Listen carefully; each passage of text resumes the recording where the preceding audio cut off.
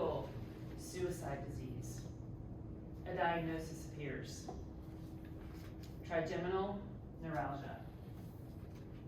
This is a condition that is so painful that many lose hope. My husband Scott has trigeminal neuralgia. Throat cancer, radiation damage, complete jaw reconstruction left him with pain so debilitating that he has an electric shock-like feeling going all down his face and into his jaw. Every day, every hour, no relief, no cure, just endurance. Our world got smaller. Eating became a struggle. Sleeping, impossible. Talking, not anymore. Our world got quieter and lonelier. But we endured. We found ways to move forward during this time by walking our dogs, being in nature, being in the woods, walking our dogs. And we endured. During this time, I was really struggling with a lot of issues with my knees. And as a runner, we do irrational things all the time. My knees were torn meniscus in both knees, a lot of cartilage problems, some kind of problem with my kneecap. The list just goes on and on. I won't bore you with the details. But I decided that I was gonna run then my 6th marathon, because that's what runners do. We do the impossible when it makes no sense. So I wanted to do something that would really bring my joy and spark of life back.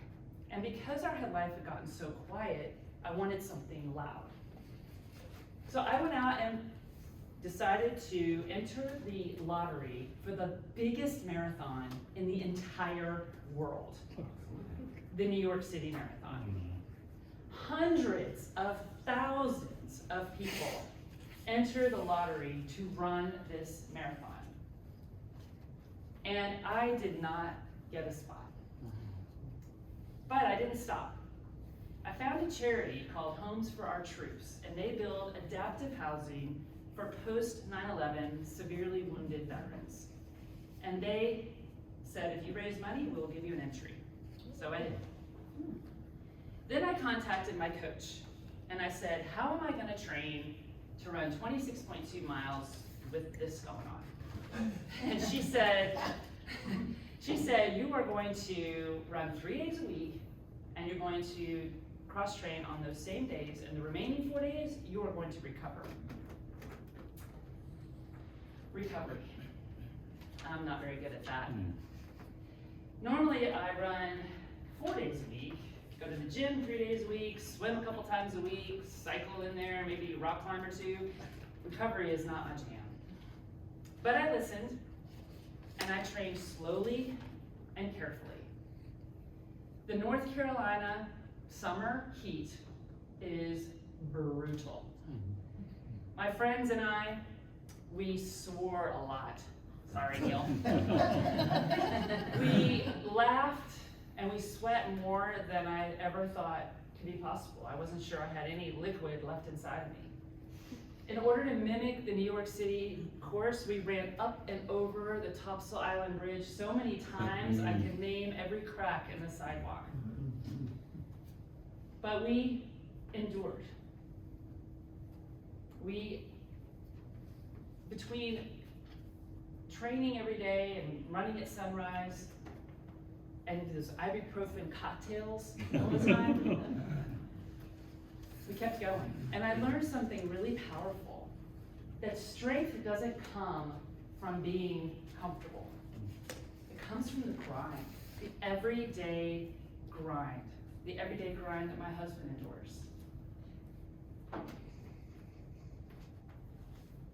So every run was awful. My knees screamed. My feet blistered. And my toenails They didn't make it. But I adopted a new motto. Toenails are for losers. One morning after a 22-mile long run, I came home and the endorphins were in full-on deliver mode. And I started dancing around the house. I put on music, danced all over the whole entire house, and my husband laughed. And it was like light. I can remember it so clearly as I tell it to you all now. He thought I'd lost my mind, but he laughed. I went on to run the New York City Marathon, and when I finished the race, I finished with a legend in the marathon world.